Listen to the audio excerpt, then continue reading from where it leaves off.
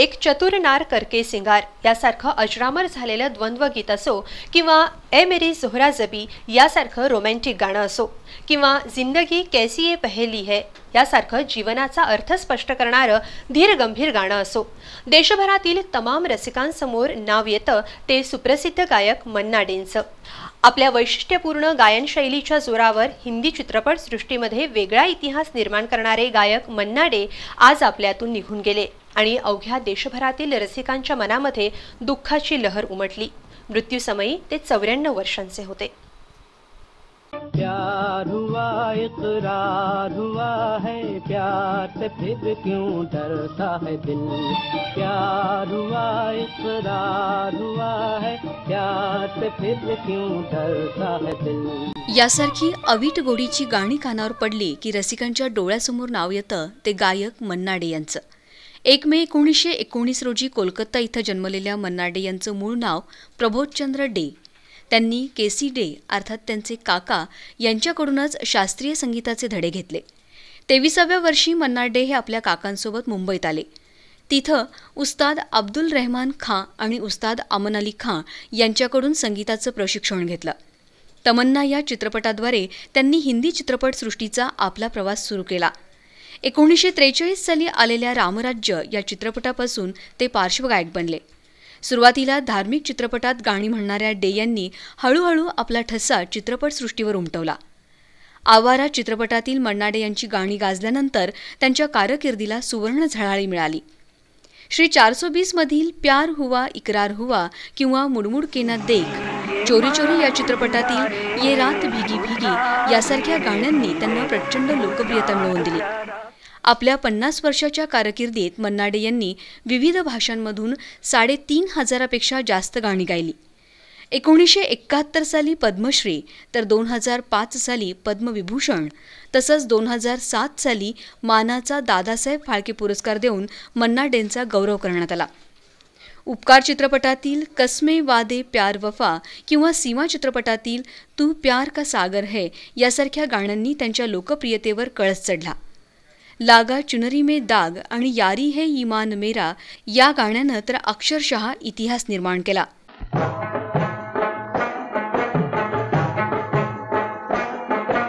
यारी है ईमान मेरा यार मेरी जिंदगी, अरे यारी है ईमान मेरा यार मेरी जिंदगी। ऐ मेरे प्यारे वतन है मेरे बिछड़े चमन, तुझको दिल कुर्बान। लागा चुनरी में दाग छुपाऊं कैसे, लागा चुनरी में दाग, चुनरी में दाग छुपाऊं कैसे, घर जाऊं कैसे, लागा चुनरी में दाग छुपाऊं कैसे। मन्ना डे यांचं हिंदी चित्रपट सृष्टीतील योगदान सर्वसामान्य रसिक कधीही विसरू शकणार नाहीत अशा शब्दात कोल्हापुरातील ज्येष्ठ सिनेरसिक प्रभाकर तांबट यांनी त्यांच्या स्मृती जागवल्या।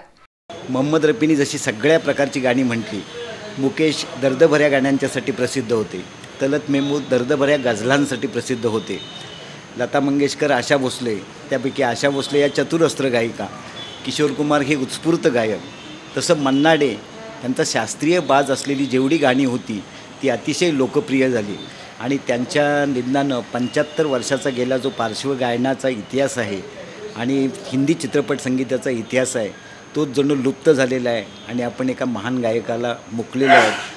गेल्या काही दिवसांपासून फुफ्फुसाला संसर्ग झाल्यानं मन्ना डे दवाखान्यात उपचार घेत होते। आज सकाळी रुग्णालयात त्यांची प्राणज्योत मालवली। मन्ना डे शरीरानं आपल्यात नसले तरी त्यांनी गायलेली गाणी पिढ्यानपिढ्या रसिकांच्या हृदयावर अधिराज्य गाजवत राहतील यात शंका नाही। तू प्यार का सागर है, तेरी एक बूंद के प्यासे हम, तेरी एक बूंद के प्यासे हम, लौटा जो दिया तूने, लौटा जो दिया तूने, चले जाएंगे जहाँ से हम, चले जाएंगे जहाँ से हम, तू प्यार का सागर है। गाना है ईमान मेरा, गीत मेरी जिंदगी या ध्यासानं गीत आणि संगीतासाठी आयुष्याच्या शेवटच्या श्वासापर्यंत कार्यरत राहिलेले मन्नाडे आज शरीरानं जरी आपल्यामध्ये नसले तरी त्यांची गाणी आणि त्यांचा आवाज येणाऱ्या अनेक पिढ्या रसिकांच्या मनावर अधिराज्य गाजवत राहील यात शंका नाही। त्यांच्या कार्यप्रवासाबद्दल गीतामधूनच बोलायचं झालं तर जाते जाते वो हमें अच्छी निशानी दे गए, जाते जाते वो हमें अच्छी निशानी दे गए, जिंदगी भर दोहराएंगे ऐसे गाने दे गए, जिंदगी भर दोहराएंगे ऐसे गाने दे गए। बी न्यूजसाठी वृत्तसंकलन विभाग आणि कॅमेरामन राहुल जगतापसह ताज मुल्लानी।